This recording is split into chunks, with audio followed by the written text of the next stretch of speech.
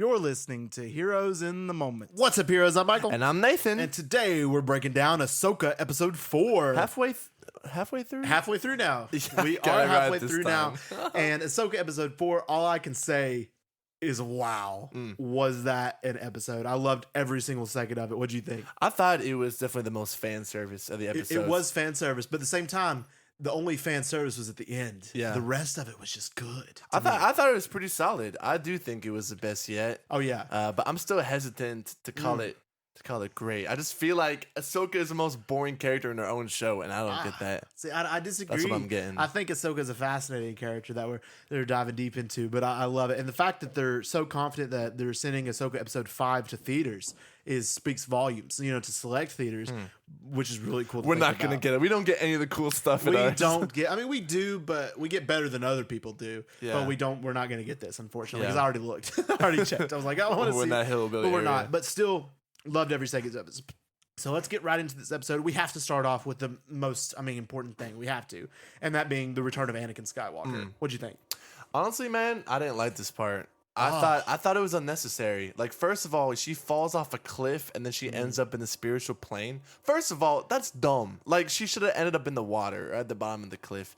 It's great to see Hayden Christensen again, but I wish they would have done it in a different way. Like, I'm not a big fan of like the whole like place between the worlds, The or whatever world they between call it. worlds? But like, she fell off the cliff. How is she there? Well, that's the You point. know? That's what we're going to see.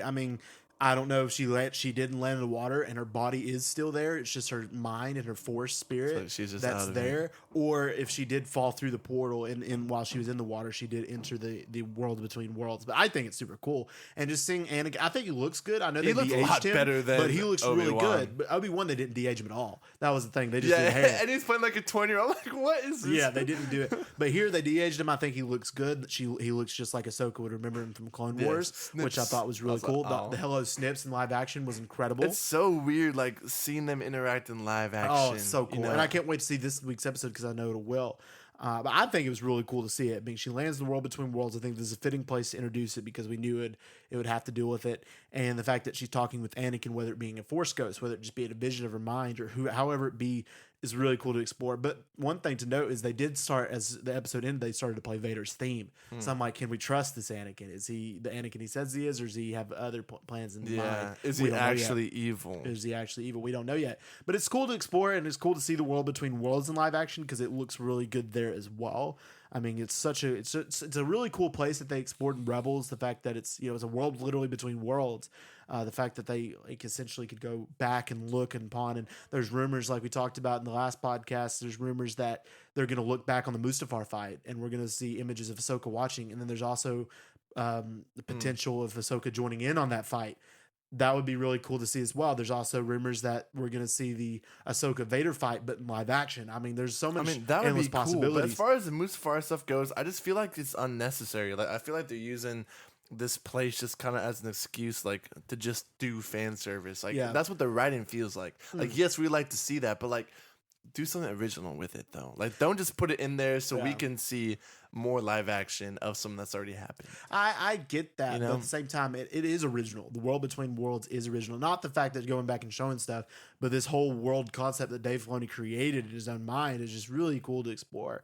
And I'm really excited to watch them explore it next week. But I'm just saying, I loved it. I thought it was really hyped to see it. I think next episode is really going to explore that really well as well. So let's get into the main core of the episode. So the episode starts off with Ahsoka, Sabine, and Hu Yang making repairs to their ship, having to try to communicate to Hera the things going on. And then you see, on the other hand, Balin is protecting the map, and he sends Shin to pursue them. Yeah.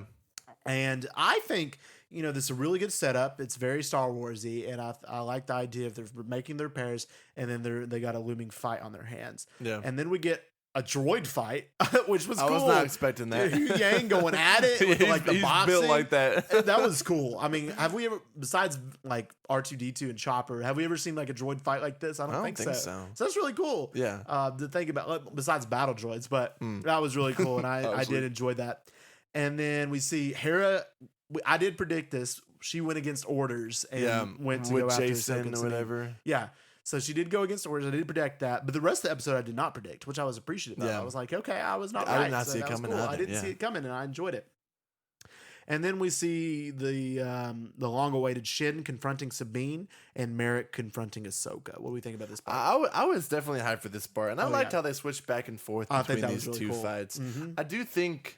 I mean, it kind of sucks that Merrick was just nobody in the end, like just a gas zombie, like fueled by the Night Sister magic. Right. I thought it was kind of weird, but like Ahsoka just like dominated. She dominates Merrick. all them Inquisitors. They got no chance against like her. instantly. But like when Sabine started fighting, I'm like, oh no, she dead. Yes. But I did Like, Shin's appreciate built different. Sabine, the fact that the reason that she did survive the fight and do better in this fight was because she used her Mandalorian. You thought she was going to use the Force, and she's shooting her rockets. She's doing Mandalorian tactics instead of Jedi tactics, which is why she did so well in this fight. Which is why she survived. Absolutely. So that was really cool to see. But yeah, I agree. It was a little bit disappointing that Merrick wasn't like anybody special. But then again, that's one of those fan service things again, though. You know, they didn't necessarily have to fan service, but we don't know whether Merrick was a Night Sister or he was created by Matt Morgan. Or I think he was created, just to be honest. Just as a little turd to send after them. It could be. He was nobody. It could be. So that was a really cool fight sequence there. And then Sabine using her Mandalorian training, I really enjoyed seeing that part. And then we get to the most epic part of the episode, and that being Ahsoka confronting Baylan. Dude, he is a beast. Dude, Baylan is an incredible character. Dude, he was low-key whooping on I'm her, so glad he didn't die. Yeah. I'm so glad I was wrong about that. I love his whole style, too. Like, he's swinging that lightsaber like so a regal. broadsword. Yeah. He's regal. He's elegant with it. He so is. And the fight was actually, like, really good. Yeah. Like, this is probably the best Disney Star Wars fight we've They got. did a really good job. The choreography really was improved great. it. The dialogue was good between them before the fight. They were like, "Why are you doing this?" And he's like, "You have to destroy in order to create." I thought that was incredible. I was like, "Yes." And Baylan, I'm just so intrigued by him. Like, I want to know his story. You know, I love him as a character, and I'd like to see what his story was. You know, how did he go wrong with the Jedi Order? How did he know Anakin? How did he know of Ahsoka, but Ahsoka didn't know of him? Yeah. What's the story there? And I'm so intrigued by that. And I think he's just such an incredible, well done character. So cool, man. Such a cool character. And the whole Ahsoka and him confrontation, it gets me hopeful for like the future, how they're going to explain him and flesh him out as a character. Yeah. So I'm really appreciative that they didn't kill him off right here. Me too. And then Ahsoka actually loses the fight against Baylan and goes off the cliff, where we see her later into the world between worlds. And then we see something interesting happen, that Sabine joins Baylan. What do you think? To save Ezra. I'm not surprised. Right? That's why Ahsoka was distracted in the first place, because she's all like, I'm going to blow this thing to smithereens, unless you let her go. I was like, what? But the fact that she was willing to go with them, she knows, like, if they're getting Ezra, like, they're also getting Thrawn. Right. And it's like, you got to think of the greater good. And I understand that in the moment. I know that they're close, but man, why would you do that? I know. Just blow up the thing at that point. Like, she's thinking of love and the mindset of love instead of the mindset of humanity. And that's the thing that's but that's our inclination anyway, though, as humans. That is our inclination. And that's the thing that's, I could see her joining that, but I wonder how that's going to have repercussions. Is Baylan, Shin's obviously going to get jealous, as we've already noticed, of her choking Sabine. So is Baylan going to look at Sabine more as like a Padawan than Shin? Shin going to get jealous and kill Baylan later? I keep killing Baylan. I don't know why. I hate that. I want Baylan to live. I love this guy, but in every scenario he dies. Literally though, like, can you think of a scenario where the show ends and he lives? No, I can't at all. No. I can't. It's not going to happen. It's not. What if Vader killed him? I don't know why. Vader's dead. Oh, never mind then.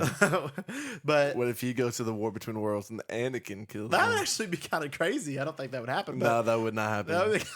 I don't know. But Sabine joins them, and then they jump to hyperspace. That was a really cool scene. Yeah. Visually, that was so incredible. All the starships getting destroyed around them, and Hera in the middle and stuff. That was so cool. Yeah. And then they finally succeeded. So I wonder. So next episode, like, we're gonna get more Anakin in the world between worlds. Oh, we're getting Thrawn, right? We got to get Thrawn in this episode. I don't know. Or do you think? I think it'll be until like 7 or 8, because this next episode would probably just be them like exploring the new galaxy, the new world, trying to find him, and maybe like a cameo at the end, possibly. But probably not. That's just the way like the pace won't work out. Yeah. Like, they're not finding him instantly. Oh, not instantly, no. Yeah, we'll have to see. And then Ezra also showing up. I think he'll show up later. I have a hard time though, like seeing Baylan kind of replace Shin. Like Shin is just so good, and she's so interesting as a character. I like Shin, and she has everything down that Sabine doesn't. Like, I don't understand why he would replace his Padawan. To be honest, maybe he just sees more in her or something. But maybe he's not thinking the mindset. He's just like, I could use her as well. I think he's just using her. Yeah, but we'll have to wait and see with that. Overall, this episode definitely is the best so far. Incredible episode. It gets me hyped for episode 5. The way that they're hyping it up is just amazing to me. But this episode definitely was, it just brought me back to like, this is Star Wars, right? And the lightsaber fights. The lightsaber, the Clone Wars vibes. Yeah, Like it just the definitely Jedi's. felt. Listen, I'm a sucker. Like besides Andor, I need lightsabers in my Star Wars. I need Sith agree. and Jedi. It helps with that. And this show so far is shaping up to be pretty good. All right, guys, if you enjoyed this episode, let us know by giving us a review and a download. Our podcast, Here's the Moment, is available on all major podcast platforms, so check it out. If you want us up to date with our social media, check out our Instagram at Here's in the Moment. And we just want to thank you all for listening. And as always, we love you 3000.